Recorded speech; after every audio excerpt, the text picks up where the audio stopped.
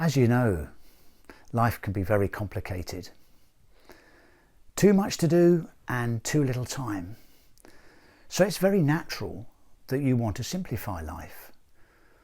And here, this is part one of a 4-part mini-series showing you how you can successfully do that. And what I'll be sharing here is actually by far the best way I have found of doing that. We can unlock simplicity by understanding how the human mind works. So anybody with a human mind, this is relevant to. And from that understanding, we can then look at the practical impact that has when it comes to automatically making life more simple. And a bonus of this approach is that it avoids inadvertently creating more complexity, which of course would consume more of our time and effort. So let's start with the human mind.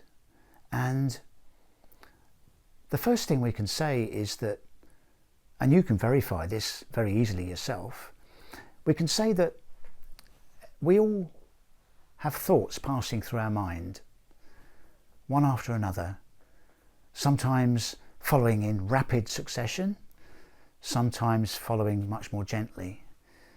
A bit like a river, sometimes it's in flood and it's roaring past, other times it's more of a gentle trickle, and of course any number of possibilities in between those extremes.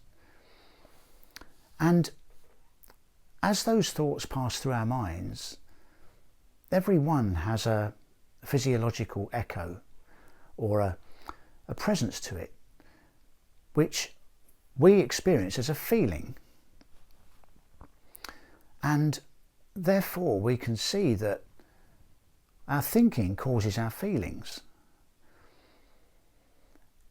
And that is a truth that is true all the time, without exception. Now, if you're willing to consider that fact, there are 4 key areas that we can look at here, which the implication makes life simpler.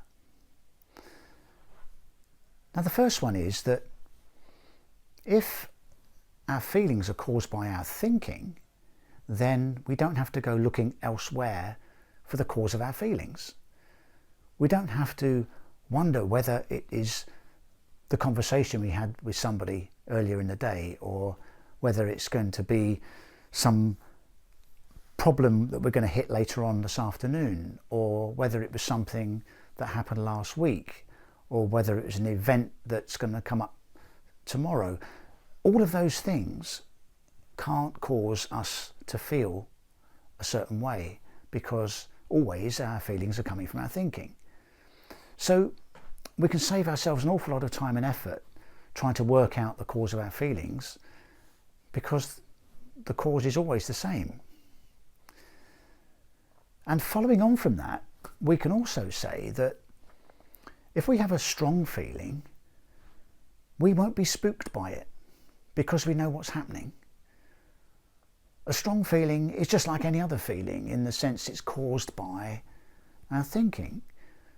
So by understanding that fact, we know that that strong feeling isn't telling us there's something wrong with us, and therefore there's nothing that we have to fix.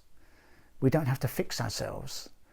And that's a hugely liberating realization, because it can absorb a huge amount of time and energy and attention if we feel that we've got to fix ourselves. And I'm speaking from experience here. We can also say that our circumstances don't cause our feelings.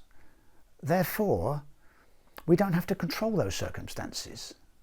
We don't have to manipulate them or squeeze them into a particular configuration so that we can feel a certain way. So we can be much more open about what's happening and what is going to happen, because we're not victims of those circumstances. Our feelings aren't going to be dictated by those circumstances. And that realization that we don't have to control circumstances, again, releases us from the pressure of control or attempted control. In fact, it's amazing actually how often we can catch ourselves working hard at cranking some handle, sweating over the effort, and actually the handle's not connected to any mechanism at all.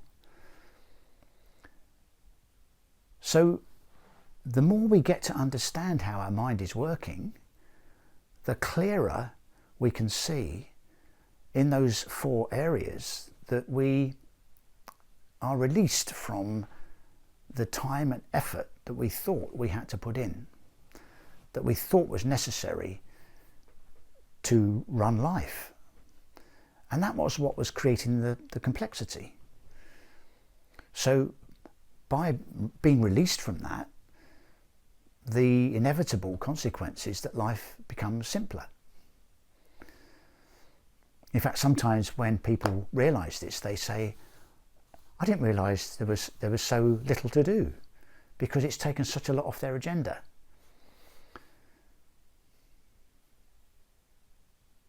So what I suggest now is that you reflect on this and see in your own life as you go forward in the next day or two, and notice that you can see that your feelings are coming from your thinking.